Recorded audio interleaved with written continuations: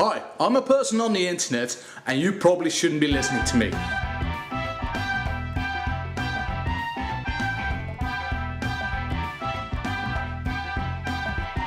Star Trek Into Darkness. I liked it. I don't really know what's up with the internet at the moment.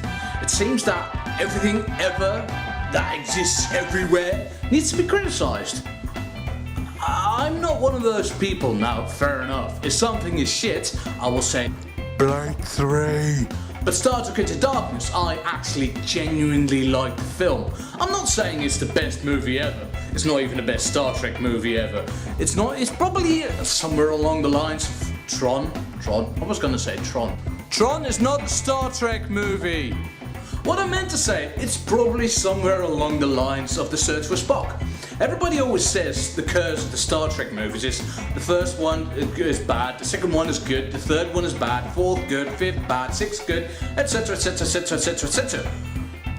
Then we get Nemesis, cough, because we all know what a masterpiece Nemesis was. Nemesis wasn't a masterpiece. No. And a lot of people are giving the movie flack for not being completely original. In fairness, there is some truth to those elements.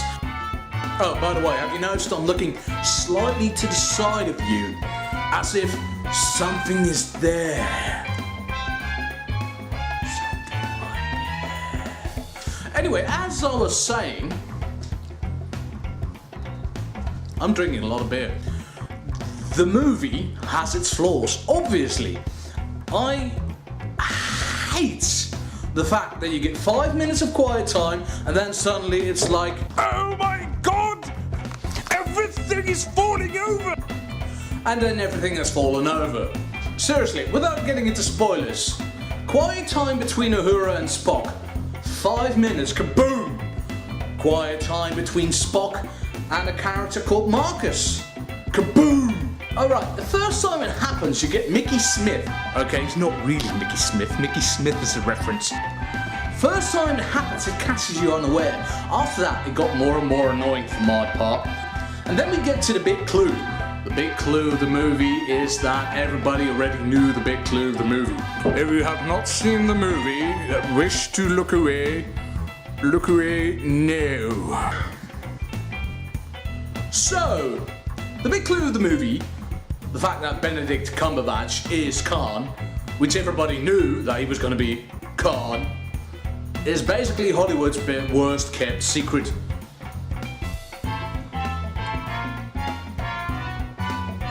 Yes. But I don't really have a problem with it. Khan, or as Benedict Cumberbatch plays him, is a very calculating, very nefarious villain. I love that word, nefarious. To be fair, he does venture into the area of the villains, where the villains get captured, and then that was all part of their master plan. I'm kind of sick of those now, because how many have we had those in the meantime? Avengers, Skyfall, probably third option I'm forgetting. Otherwise, look at it, any of these movies here. Yes, I do think that's a lot of movies. Yes. Anyway, this Khan is probably a little bit more. Bear in mind, I'm not too familiar with the original series. I have seen Wrath of Khan, but that's where it stops. This Khan is probably a little bit more human, per se, but he's also an absolute twat. Right, human part. The human part is he actually cares for the people he's with. If I'm not mistaken, in the Wrath of Khan, Khan actually kills one of his underlings. In the typical James Bond fashion, you have failed me. You must die now. Instead of giving him a second chance, whatever. Which is another thing that bothers me. Yeah. But basically the movie resolves itself and you get the typical character that you'd be like, hey, why isn't Jack Nicholson playing this bastard? And then you realise Jack Nicholson is actually getting on his age. So I will probably shut up now. Okay, yeah, still talking bad things. Right, my point being is that the bad guys are the bad guys. Khan is a bad guy, but you think, okay, he might not be that bad. Stuff happens, a lot of plot twists, probably 2. I can't count. Right, then we get to the other big problem a lot of people have. This is probably the biggest spoiler out of the 2, but if you already knew that Benedict Cumberbatch was Khan, then all fairness, you probably would have realised Spock was going to die. Spock doesn't die. Rosebud. I always wanted to do that. In fact, Spock doesn't die. The way the story resolves itself is that Kirk and Spock trade places, which I kind of liked. A lot of people call that bad writing. They call it bad writing. Why do they call it bad writing? To me, it's showing that they're not too different from each other, because Spock is supposedly this emotionless husk.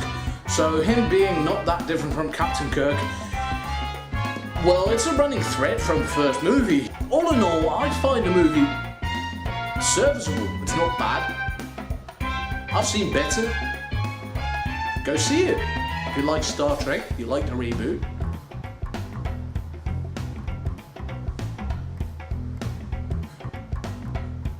There's something there.